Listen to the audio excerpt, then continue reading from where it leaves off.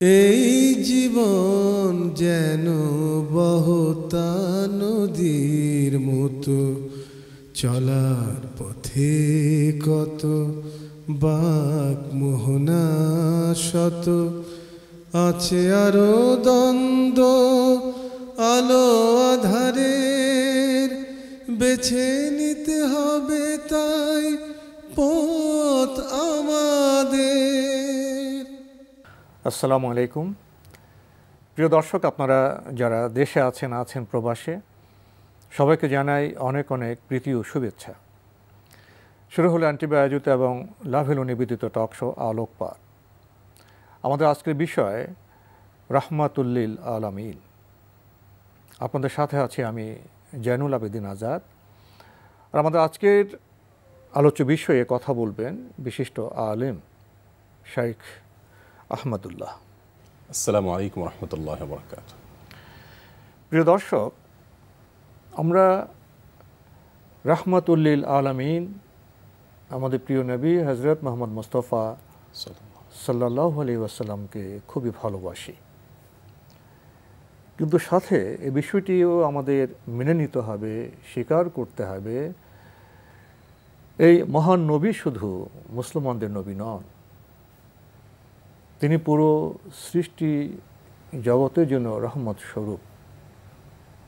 শুধু মানব জাতির জন্য নয়, প্রাণী জগৎ, জীবজগৎ, যে প্রকৃতি, তার জন্য তিনি রহমত স্বরূপ।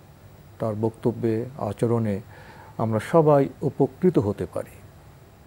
এভাবে আমরা উপলব্ধি করতে চাই আমাদের প্রিয় নবীকে, এবং উম্মত হিসেবে নবী সাল্লাল্লাহু আলাইহি ওয়াসাল্লাম যে ধারা সৃষ্টি করে গেছেন, যে মহৎ, উদার এবং মানবিক ধারা, পবিত্র ধারা, আলোকিত ধারা, সে ধারাতে আমাদের অবগাহন করতে হবে। এই প্রেক্ষাপটে নবী সাল্লাল্লাহু আলাইহি ওয়াসাল্লাম যে আলো নিয়ে এসেছিলেন, অন্ধকার যেখানে সেখানে তো আলো। এই আলো কোন সমাজের জন্য এসেছিল, তখনকার আরবের সামাজিক অবস্থা, রাজনৈতিক অবস্থা, নারীদের অবস্থা কেমন ছিল, প্রাসঙ্গিকভাবে সেসব বিষয়ে আমরা আগের কয়েকটি পর্বে আলোচনা করেছি। এখন আমরা একটু সামনে অগ্রসর হব। আজকের বিজ্ঞ আলোচকের কাছে আমরা শুরুতেই জানতে চাইব রাহমাতুল্লিল আলামিন যে বংশ জন্মগ্রহণ করেছেন সে বংশ সম্পর্কে এবং সেই বংশের বৈশিষ্ট্য সম্পর্কে। ধন্যবাদ আপনাকে। আলহামদুলিল্লাহ রাব্বিল আলামিন, ওয়াসসালাতু ওয়াসসালামু আলা নবিয়িনা মুহাম্মদ ওয়া আলিহি ওয়া আসহাবিহি আজমাইন, আম্মা বাদ। রাসূল করিম সাল্লাল্লাহু আলাইহি ওয়াসাল্লামের জীবনী আলোচনা করতে গেলেই খুব বড় করে যে বিষয়টি আমাদের সামনে চলে আসে তা হলো তিনি যে বংশে জন্মগ্রহণ করেছিলেন সেই বংশের বৈশিষ্ট্যগুলো কি কি, এবং সে বংশের অবস্থান সে যুগে মক্কায় কি ছিল, সামাজিক অবস্থানটি। আর এটি গুরুত্বপূর্ণ হওয়ার আরেকটি স্পেশাল কারণ হলো আমাদের দর্শকদেরও জানা থাকার কথা, তৎকালীন আরবদের গর্বের যে কয়েকটি মৌলিক বিষয় ছিল তার মধ্যে একটা ছিল বংশ নিয়ে তারা খুব বেশি গর্ব করত, এবং বংশগত পরিচয়টা অনেক বড় বিষয় ছিল তাদের কাছে। আর এই কারণেও আল্লাহ সুবহানাহু ওয়া তাআলা যে যুগে যেই নবী, যে রাসূলকে যে জাতির জন্য কাণ্ডারি হিসাবে, রাহবার বা পথপ্রদর্শক হিসাবে পাঠিয়েছেন, তাকে সে যুগের মানুষের কাছে সম্মানের, মর্যাদার এবং সম্ভ্রান্ত হওয়ার যতগুলো পয়েন্ট হতে পারে সব দিক থেকে তিনি উত্তীর্ণ হয়ে তারপরে তিনি নবী এবং রাসূল হিসাবে আবির্ভূত হয়েছেন। আমাদের রাসূল আকরাম সাল্লাল্লাহু আলাইহি ওয়াসাল্লামের ব্যাপারেও এর ব্যতিক্রম হয়নি। আল্লাহ সুবহানাহু ওয়া তাআলা তাকে এমন একটি বংশে পাঠিয়েছেন যে বংশটি তখনকার আরবদের কাছে, বিশেষ করে মক্কার মানুষদের কাছে খুবই সম্ভ্রান্ত এবং ঐতিহ্যবাহী বংশ ছিল। আমরা সবাই জেনে থাকব তিনি কুরাইশ বংশে জন্মগ্রহণ করেছেন। সে বিষয়ে তার নিজস্ব একটি বক্তব্য রয়েছে যেটি সহিহ মুসলিমে বিশুদ্ধভাবে বর্ণিত হয়েছে। নবী সাল্লাল্লাহু আলাইহি ওয়াসাল্লাম ইরশাদ করেছেন, ওয়াসিলা ইবনুল আসকা রাদিয়াল্লাহু তাআলা আনহু হাদিসটি বর্ণনা করেছেন। তিনি বলেছেন, আল্লাহ সুবহানাহু ওয়া তাআলা ইসমাঈল আলাইহিস সালামের গোটা বংশ থেকে কেনানাকে নির্বাচন করেছেন। এটা আল্লাহ সুবহানাহু ওয়া তাআলার পক্ষ থেকে নির্বাচিত। তিনি তার বংশধরের ভিতরে এই লোকটিকে স্পেশালি নির্বাচন করে বাছাই করে নিয়েছেন। আর কেনানার বংশধরদের থেকে আল্লাহ সুবহানাহু ওয়া তাআলা আবার বাছাই করেছেন কোরাইশকে, যার নাম হলো ফিহির, তাকে। আবার তার সন্তানদের মধ্য থেকে, তার বংশের মধ্য থেকে আল্লাহ সুবহানাহু ওয়া তাআলা বাছাই করেছেন হাশেমকে, আর হাশেমের সন্তানদের মধ্য থেকে বাছাই করে নিয়েছেন আমাকে। এই হাদিস থেকে আমরা বুঝতে পারছি যে নবী সাল্লাল্লাহু আলাইহি ওয়াসাল্লামের যে বংশধারা, সেখান থেকে আল্লাহ সুবহানাহু ওয়া তাআলা তাঁকে নির্বাচন করে তুলে এনেছেন এবং 4-5টি ধারা অতিক্রম করে, অর্থাৎ চালনি দিয়ে যেভাবে চালা হয়, কয়েক দফা চালার পরে যখন যে পিওর জিনিসটা বের হয়ে আসে, ঠিক নবী আলাইহিস সালামকে আল্লাহ সুবহানাহু ওয়া তাআলা তার পূর্বপুরুষ ইসমাঈল ইসলামের বংশ থেকে নিয়ে এই দীর্ঘ বংশ পরম্পরা থেকে কয়েক ধাপে বাছাই করে করে আল্লাহ সুবহানাহু ওয়া তাআলা তাকে নির্বাচন করেছেন, যে সহিহ মুসলিম হাদিস বলছে। তো এই হাদিস থেকে আমরা বুঝতে পারছি যে এই বংশ এবং যে বংশে তিনি এসেছেন এটি অন্য 10টি বংশের মতো নয়, বরং আল্লাহ সুবহানাহু ওয়া তাআলার পক্ষ থেকে নির্বাচিত, বাছাইকৃত এবং তখনকার আরবের মানুষের কাছে সবচাইতে সম্ভ্রান্ত এবং সম্মানিত এই বংশটি। এই বংশ নিয়ে বোধহয় প্রাসঙ্গিকভাবে এখানে দু একটি কথা বলা প্রয়োজন, নয়তো আমাদের যারা দর্শক বা আমরা আমাদের সামাজিক বা আমাদের এলাকার বিভিন্ন উদাহরণ টেনে আমরা একটু বিভ্রান্তিতে যেতে পারি। আগে যেটা বংশ বা শরাফত বলতে যেটা বোঝা হতো, সেটা কিছু গুণাবলীকে কেন্দ্র করে। আবার বংশধারার মধ্যে কিছু অহংকার আছে, অহংকার ছিল, সত্যবাদিতা নেই, শুদ্ধ ভাষায় কথা বলার প্রচলন নেই, শরাফত নেই, এটিকেটস ম্যানার্স নেই, অহংকার নাম নিয়ে আমি ওই গোত্রের, আমি ওই গর্বের একটা বিষয়, শুধু সেই গুণহীন অন্ধ অহমিকার যে বংশ কলিন্য সেটা নয়। এখানে তারা কিছু গুণাবলীকে লালন করত এবং কিছু দায়িত্ব পালন করত, যে দায়িত্বের কারণে তারা সমাজে মর্যাদাবান হয়েছে। এই বিষয়টা বোধহয় আমাদের একটু পার্থক্য করা প্রয়োজন। আপনি যথার্থই বলেছেন। রাসূল করিম সাল্লাল্লাহু আলাইহি সাল্লামের জন্মের আগে, জন্মের সময়ে আরব জাহিলি যুগের যে সমস্যাগুলো ছিল তার ভিতরে একটি এটি যেটা আপনি উল্লেখ করেছেন, অর্থাৎ বংশ নিয়ে গর্ব করত তারা, এবং এই বংশ পরিচয়টাই সবচেয়ে বড় বিষয় ছিল। অন্ধ বংশপ্রীতি, অন্ধ বংশ প্রীতি এবং বংশ নিয়ে গর্ব করা, এটা এমন একটি পর্যায়ে চলে গিয়েছিল যে কেউ একজন ভালো বংশের লোক, বাস তাহলে সে সম্ভ্রান্ত এবং সে ভালো। তার কি গুণাবলী আছে না আছে, তার কার্য কি আছে না আছে, সমাজে তার অবদান কি আছে, সেটা নিয়ে মানুষের প্রতি তার অবদান, সেটাকে মূল্যায়ন করা হতো না একেবারেই। এর বিপরীতে কোরআনে কারীম কিন্তু তাদের এই অন্ধবিশ্বাসকে, তাদের এই ভুল ধারাকে একেবারেই ডিনাই করেছে, অস্বীকার করেছে। এবং আল্লাহ সুবহানাহু ওয়া তাআলা কোরআনে কারীমে আয়াত নাযিল করেছেন। আল্লাহ সুবহানাহু ওয়া তাআলা বলেছেন যে আমি তোমাদেরকে সৃষ্টি করেছি বিভিন্ন গোত্রে গোত্রে, বংশে বংশে, এটা শুধুমাত্র লিতাআরাফু, একে অন্যকে যাতে চিনতে পারে, সুবিধার পরিচয়ের সুবিধার জন্য, পরিচয়ের সুবিধার জন্য। বাকি এটা কোনো সম্মানের বিষয়কে বহন করে না। এখানে পরিচয় সুবিধা আছে, বৈচিত্র্য আছে, বৈচিত্র্য আছে, বাট কোনো বংশে জন্ম গ্রহণ করলে সে সম্মানিত ব্যাপারটি এমন না। ইন্না আকরামাকুম ইনদাল্লাহি আতকাকুম, তোমাদের ভিতরে সবচেয়ে সম্মানিত সে যার কর্মে সে সবচেয়ে ভালো, তাকওয়ায় সবচেয়ে উন্নীত। অতএব এখান থেকে আপনি ঠিকই বলেছেন, আমাদের দর্শকরা কেউ আবার এই বিষয়টি না নেন যে তাহলে নবী আলাইহিস সালামের বংশটা যেহেতু সম্ভ্রান্তের জন্ম বংশে আসার কারণে তিনি নবী হয়েছেন, তাহলে বোঝা গেল যে বংশের একটা আলাদা বৈশিষ্ট্য আছে। বংশের বৈশিষ্ট্য আছে ততক্ষণ পর্যন্ত যতক্ষণ পর্যন্ত বংশে ঐতিহ্যবাহী কোনো কাজ, কোনো ইতিবাচক হবে, যদি কল্যাণকর হবে, তখন রাসূল করিম সাল্লাল্লাহু আলাইহি সাল্লামের বংশ ক্ষেত্রে আরেকটি কথা চলে আসে, তা হলো তার যে বংশধারা, বংশ পরম্পরা, এটারও বেশ 2-3টি ধাপ আছে। এবং একটি বিষয় আমাদের দর্শকদের অনেকের জানা থাকার কথা, রাসূলুল্লাহ সাল্লাল্লাহু আলাইহি সাল্লামের জন্মগ্রহণের সময় এবং তার আগে পরে আরবের মানুষদের মধ্যে বংশ পরম্পরা এবং বংশধারা মুখস্থ করা এবং এটাকে সংরক্ষণ করার একটা ঐতিহ্য কিন্তু ছিল। এমনকি মানুষ তো দূরের কথা, ওটের পর্যন্ত বংশধারা তারা মুখস্থ করত, বংশ তালিকা থাকতো, অনেকে বলে কুষ্টিনামা। এবং এটাকে রীতিমতো একটা সে যুগের অত্যন্ত গুরুত্বপূর্ণ শাস্ত্র, এটা জ্ঞানের বিষয় ছিল, জ্ঞানের শাস্ত্র ছিল, একটা বিদ্যা, একটা শাস্ত্র হিসাবে এটাকে দেখা হতো।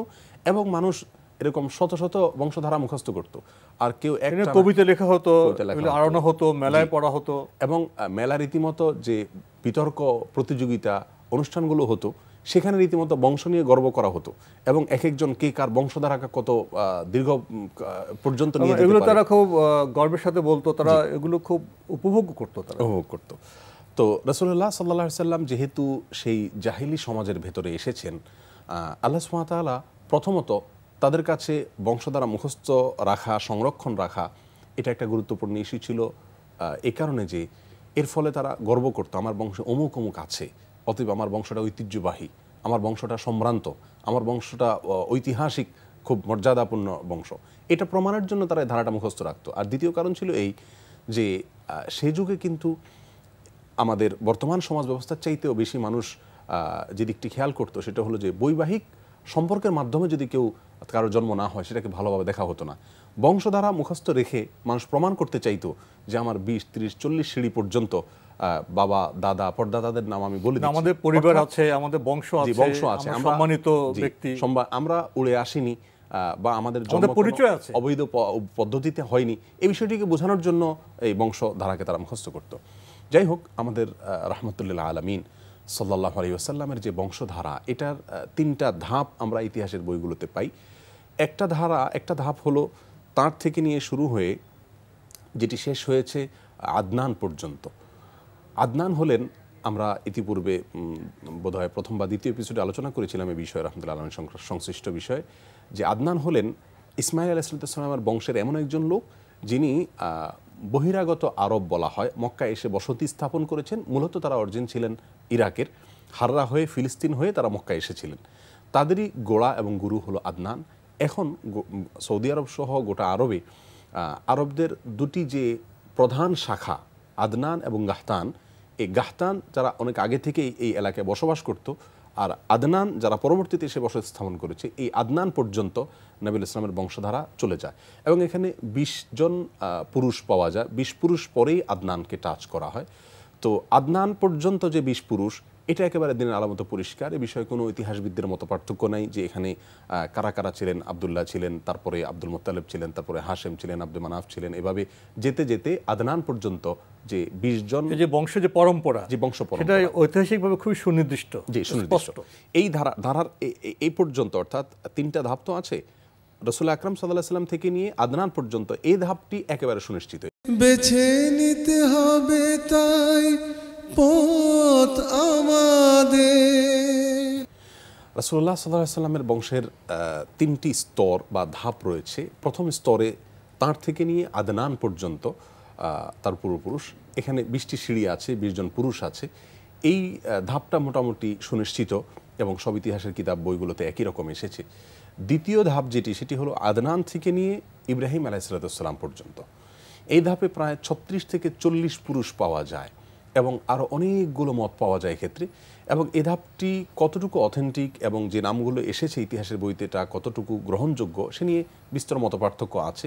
বাকি এ বিষয়ে কারো মত পার্থক্য নেই যে আদনান ইনি মূলত ইব্রাহিম ইসলামের ছেলে ইসমাইলের বংশধর, এটি সুনিশ্চিত, এই বিষয়ে কারোর কোনো দ্বিমত নাই। তাহলে দ্বিতীয় ধাপ হলো আদনান থেকে নিয়ে ইব্রাহিম আলাইহিস সালামের ছেলে ইসমাইল পর্যন্ত। আর তৃতীয় ধাপ হলো ইব্রাহিম আলাইহিস সালাম থেকে নিয়ে আদম আলাইহিস সালাম পর্যন্ত। এই তৃতীয় ধাপটি মূলত আমরা একমাত্র জানতে পারি বিভিন্ন ইসরায়েলি বর্ণনাগুলো, ইহুদি এবং খ্রিস্টানদের তাদের পুরাতন কিতাবের যে সমস্ত বর্ণনাগুলো আছে সেগুলোর উপর নির্ভর করে আমরা এখানেও অনেকগুলো নাম পাই। তাহলে মোট এই 3টি ধারার প্রথমটি মুহাম্মদ সাল্লাল্লাহু থেকে নিয়ে আদনান পর্যন্ত নিশ্চিত, আদনান থেকে নিয়ে ইসমাইল ইসলাম পর্যন্ত কিছুটা সন্দেহ রয়েছে, আর ইসমাইল ইসলাম থেকে নিয়ে ইব্রাহিম পর্যন্ত, আদম আলাইহিস সালাম পর্যন্ত এই বিষয়টা শুধুমাত্র আহলে কিতাবদের বা ইহুদি খ্রিস্টানদের যে বর্ণনা সেগুলোর উপর নির্ভর করে ইতিহাসবিদরা উল্লেখ করে থাকেন। 3টা ধাপ, এর ভেতরে কোরাইশ যে বংশ বলা হয়ে থাকে, এটি প্রথম ধাপেই প্রথম 20 জনের ভেতরেই ফেহের নামে একজন পূর্বপুরুষ ছিলেন রাসূল আকরাম সাল্লাল্লাহু আলাইহি সাল্লামের, তাকেই বলা হতো মূলত কোরাইশ এবং তার বংশেই নবী আলাইহিস সালামের জন্ম হয়েছে। তো এই ছিল মোটামুটি তার বংশের ধাপগুলো, ধারাগুলো। এবং নবী সাল্লাল্লাহু আলাইহি ওয়াসাল্লামের যে বংশধারা, তার যে পূর্বপুরুষরা তত সম্মানিত ছিলেন, তখনকার যে সামাজিক অবস্থা তার অবদান রেখেছেন এবং তখনকার কাবা কেন্দ্রিক যে জীবন, এবং তখনও তো হজের বিষয়গুলো ছিল নানাভাবে। তখনকার সামাজিক যে কাজগুলো ছিল, কাবা ঘরকে কেন্দ্র করে যে কিছু বিষয় ছিল, কিছু সমাজসেবার কাজ ছিল, এসব কাজ তো তখন বন্টিত হতো। এবং এই কাজগুলির মাধ্যমে তো নবী সাল্লাল্লাহু আলাইহি ওয়াসাল্লামের যে বংশ তারা তো সমাজে খুব সম্মানিত ছিলেন। তো এ পর্যায়ে এসে নবী সাল্লাল্লাহু আলাইহি ওয়াসাল্লামের যে পরদাদা হাশেম, তার সম্পর্কে আমরা বিশেষভাবে জানতে চাইব। রাসূলুল্লাহ সাল্লাল্লাহু আলাইহি ওয়াসাল্লামের বংশের আলোচনা করলে অন্তত তার 2-1 সিঁড়ি পর্যন্ত পরিচয় উল্লেখ করতেই হয়। সেই হিসাবে আপনি হাশেমের কথা উল্লেখ করেছেন। রাসূল আকরাম সাল্লাল্লাহু আলাইহি ওয়াসাল্লামের পরদাদা অর্থাৎ আব্দুল মুত্তালিবের বাবা হাশেম, এই নামটি তখনকার মক্কার মানুষের কাছে খুব পরিচিত একটি নাম। এই চরিত্রটি অত্যন্ত সম্মানিত একটি চরিত্র ছিল। হাশেম এই নামটি তাকে দেওয়া হয়েছে, এটি তার আসল নাম না, তার আসল নাম ছিল আমর। হাশেম তাকে বলা হয় মূলত যে জন্য, সেটি হলো তার একটি বৈশিষ্ট্য ছিল। আমাদের দেশে এখন বিভিন্ন ধর্মসভা, বিভিন্ন মাহফিলে বা বিভিন্ন পাবলিক গ্যাদারিংয়ে অনেক সময় বিরিয়ানি অথবা খিচুড়ি এগুলো বিতরণ করা হয়, এবং এটা আগত অতিথিদেরকে আপ্যায়নের জন্য করা হয়, এবং এটা খুব ভালো একটি বিষয়। এটি কিন্তু ১৫০০ বছর আগে হাশেম, রসুল আকরাম সাল্লাল্লাহু আলাইহি সাল্লামের পর্দাদা যিনি, তিনি সর্বপ্রথম শুরু করেছিলেন মক্কার মেহমানদের জন্য আপ্যায়নের দায়িত্ব পালন। এবং তিনি যেটি করেছেন তা হলো আরবের ঐতিহ্যবাহী একটা খাবার যেটাকে ফেরিদ বলা হয়, এবং আমাদের রাসূলুল্লাহ সাল্লাল্লাহু আলাইহি সাল্লামের বিভিন্ন হাদিসে এই খাবারের স্তুতি, প্রশংসা পাওয়া যায়, এবং এই খাবারটি এখনও আরাবিয়ানদের ভিতরে প্রচলিত আছে। আরাবিয়ানরা এখনও এটাকে খায়। এই খাবারটা হলো মূলত রুটিকে ছিঁড়ে গোশতের যে ঝোল সেখানে ফেলে দেওয়া, ঢেলে দেওয়া, সেখানে এটাকে চুবিয়ে এরপর এটাকে তুলে তুলে খাওয়া হতো, এবং এখনো হয়। মানে ঝোলে সিক্ত হয়ে রুটির যখন উপাদেয় হতো তখন সেটা খাওয়া হতো। তো এটা খুবই সুস্বাদু এবং খুবই জনপ্রিয় একটি খাবার, সে যুগে ছিল, এ যুগেও আছে। আর রাসূল আকরাম সাল্লাল্লাহু আলাইহি সাল্লামের পরদাদা হাশেম, তিনি এই খাবারটি মক্কার মেহমানদের জন্য, সকল অতিথিদের জন্য ব্যাপক হারে তিনি প্রথম বিতরণ করা শুরু করলেন। পরবর্তীতে অবশ্যই ধারাটা চালু হয়ে গেল, কিন্তু তিনি ছিলেন প্রতিষ্ঠাতা। আর হাসাম শব্দের অর্থই হলো এই সারিদ তৈরি করা সংশ্লিষ্ট কাজ যে করে, রুটি ছেঁড়া টেড়া এই টাইপের। তো সেখান থেকে তাকে আপ্যায়নের যিনি ব্যবস্থাপক বা যিনি আপ্যায়নের কাজটা করেন, উদ্যোগ পালন করেন, তো ওই শব্দ দিয়েই তার নাম হাশেম হয়ে গেছে। আসলে তিনি ছিলেন আমর। তার যে ওই অবদান, তার কাজটা এতটা জনপ্রিয় ছিল, সামাজিক স্বীকৃতি, তার আগের নামটাই পরিবর্তিত হয়ে গেল, তার যে গুণটা, এই গুণটাই তার নামে পরিবর্তিত হয়ে গেল। অর্থাৎ সমাজ তাকে, তার এই কর্মটাকে এত ভালোভাবে দেখেছে যে এর ফলে এই কর্ম দিয়েই তার নাম পরিচিত, সম্মানের চোখে দেখেছে। যাই হোক, এই ছিল রাসূল আকরাম সাল্লাল্লাহু আলাইহি ওয়াসাল্লাম পর্দাদা হাশেমের শুরুটা। তার আরেকটি বৈশিষ্ট্য ছিল যে তিনি কোরআন বর্ণিত যে রেহলাতাইন, সূরা কুরাইশে যে আল্লাহ সুবহানাহু ওয়া তাআলা বলেছেন লিইলাফি কুরাইশ ইলাফিহিম রিহলাতাশ শিতাই ওয়াস সাইফ, আল্লাহ সুবহানাহু ওয়া তাআলা মক্কার মানুষদের জন্য দুটি ট্যুর, বিজনেস ট্যুর, সিরিয়ার দিকে যাওয়ার এবং অন্যান্য দিকে যাওয়ার, এটির ব্যবস্থা করেছেন, একটি শীতে একটি গ্রীষ্মে, দুটি মৌসুমে। এই যে দুটি জার্নি, যেটা তাদের বাণিজ্যিকভাবে এবং তাদের অর্থনৈতিকভাবে তাদেরকে স্বাবলম্বী হওয়ার জন্য অনেক বড় একটি উপাদান ছিল এই জার্নিগুলো, এর প্রতিষ্ঠাতাও ছিলেন হাশেম। এটাও বাণিজ্যিক অভিযাত্রা। জি, এই বাণিজ্যিক অভিযাত্রা কিন্তু শুরু করেছিলেন হাশেম, এবং সেটিকে আল্লাহ সুবহানাহু ওয়া তাআলা কোরআনে উল্লেখ পর্যন্ত করেছেন। তো এটি ছিল হাশেমের আরেকটি বড় দাগের বৈশিষ্ট্য এবং গুরুত্বপূর্ণ দিক। তৃতীয়ত আরেকটা বৈশিষ্ট্য হলো, বেশ কিছুকাল আগে কুরাইশ বংশের মধ্যে মতপার্থক্য হয় যে আমরা নিজেদের ভেতরে মক্কার যে কাজগুলো আছে সেগুলোকে আমরা ব্যবস্থাপনাগুলো, তো সেখানে রাসূল আকরাম সাল্লাল্লাহু আলাইহি ওয়াসাল্লামের পরদাদা অর্থাৎ হাশেম তথা আমর, তার দায়িত্বে আসে কাবা ঘর রক্ষণাবেক্ষণ করা এবং এখানকার মেহমান যারা থাকে তাদেরকে পানি পান করা। এটা খুবই সম্মানিত কাজ সেই সময়, এতটাই সম্মানিত কাজ যে এখনো কিন্তু সৌদি আরবের শাসক, তাদের যে পদ, প্রেসিডেন্ট বা প্রধানমন্ত্রী বা অন্যান্য যে গদগুলো পৃথিবীতে আছে, এই পদবিগুলো না থেকে তারা ওইটাকে ইউজ করে, অর্থাৎ খাদেমুল হারামাইন বলে তারা নিজেদেরকে। তার মানে মসজিদে তারা খাদেম, জি, মসজিদের যেটার শুরুতে ছিলেন, সেটাকে নিয়ে এখনো আরাবিয়ানরা খুব গর্বের চোখে দেখে, এবং সত্যি এটা গর্বের বিষয়ও বটে। তো এই সম্মানজনক কাজগুলো, এসবগুলো আল্লাহ সুবহানাহু ওয়া তাআলা করার তৌফিক দিয়েছেন হাশেমকে, রাসূল আকরাম পরদাদাকে। রাসূল আকরাম সাল্লাল্লাহু আলাইহি ওয়াসাল্লামের পরদাদা এবং দাদা এবং তার পূর্বপুরুষ কয়েক পুরুষে আল্লাহ সুবহানাহু ওয়া তাআলা এমন কিছু অবদান তাদেরকে রাখার সুযোগ এবং তৌফিক দিচ্ছিলেন, যার ফলে সমাজের মানুষ, সাধারণ মানুষ বুঝতে পারছিল যে রব্বুল আলামিন ইন্ডিকেট করছেন, ইশারা করছেন, ইঙ্গিত করছেন যে এই বংশে একজন মহামানব আসছে। রাসূল আকরাম সাল্লাল্লাহু আলাইহি ওয়াসাল্লামের পরদাদা হাশেম, তার ব্যাপারে একটি কথা না জানলেই নয়। তিনি মক্কা থেকে সিরিয়া সফর করার প্রাক্কালে একবার সিরিয়া যাওয়ার সময় অথবা আসার সময় তিনি মদিনায় অবস্থান করলেন। সেখানে সালমা বনি নাজ্জার গোত্রের একজন মেয়ের সঙ্গে তার বিয়ে হয়, এবং এরপর তিনি মদিনায় অবস্থান করলেন, তার মক্কায় আর ফেরা হয়নি। মদিনায় অবস্থান করাকালীন সময়ে সালমা নামক এই মেয়ের সাথে তার বিয়ে হয়, সেখানে থাকেন। এরপর এক সময় তিনি আবার সফরে চলে যান সিরিয়াতে বা শাম দেশে, তৎকালীন আজকের সিরিয়া নয়, যার পরিধি আরো অনেক বড়। শামের তো মানচিত্র তো অনেক বড় ছিল, ফিলিস্তিন, জর্ডান, অনেক রাষ্ট্রে বিভক্ত, সবগুলো মিলেই তখনকার শাম বা সিরিয়া ছিল। তো সেখানে তিনি গিয়েছেন। প্রতিমধ্যে আসার সময় তিনি অথবা যাওয়ার সময় ফিলিস্তিনের গাজা নামক জায়গা, যেটা আজকে গাজা আমরা বলে জানি, এখানে তিনি মৃত্যুবরণ করেন, ওখানেই তিনি কবরস্থ হন। রসুল আকরাম সাল্লাল্লাহু আলাইহি ওয়াসাল্লাম পর্দাদার কবর গাজায় আছে, এটি একটি পয়েন্ট।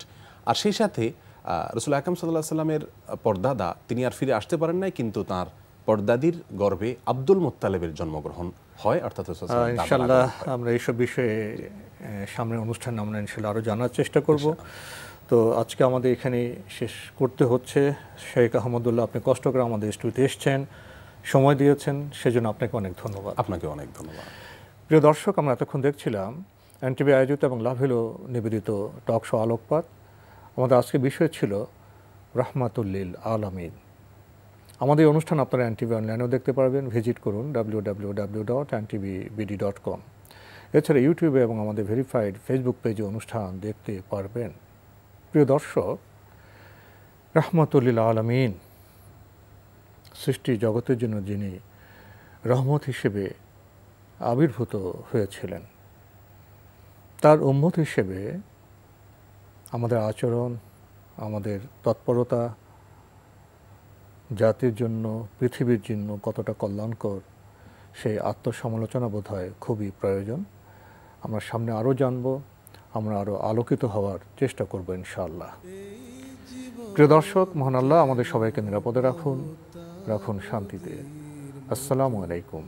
চলার পথে কত বাক মোহনা শত, আছে আরো দ্বন্দ্ব আলো আধারের, বেছে নিতে হবে তাই পথ আমাদের।